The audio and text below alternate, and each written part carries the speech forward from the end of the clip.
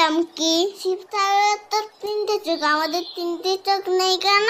আচ্ছা এদিকে বলছি, শোন, শিবেরও 3টে চোখ আছে, আমাদেরও 3টে চোখ আছে, কিন্তু সেটা তুই দেখতে পাচ্ছিস না, কারণ তোর কপালের মধ্যে লুকিয়ে আছে। তুই এক কাজ কর, এই চিনিটা নে, বারবার কপালে ঘষ, দেখবি আস্তে আস্তে চোখটা বেরিয়ে আসছে।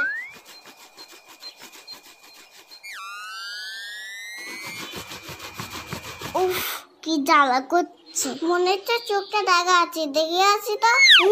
এখনো দাগা যাচ্ছে না, মনে হয় আরো বসতে হবে। কোন কোন জায়গায় ব্যথা গো বান্ধবী ললিতা, কোন কোন জায়গায় ব্যথা গো বান্ধবী ললিতা।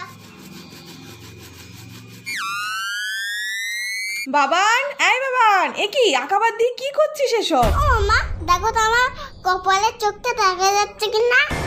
কি অবস্থা করেছিস কপালটার?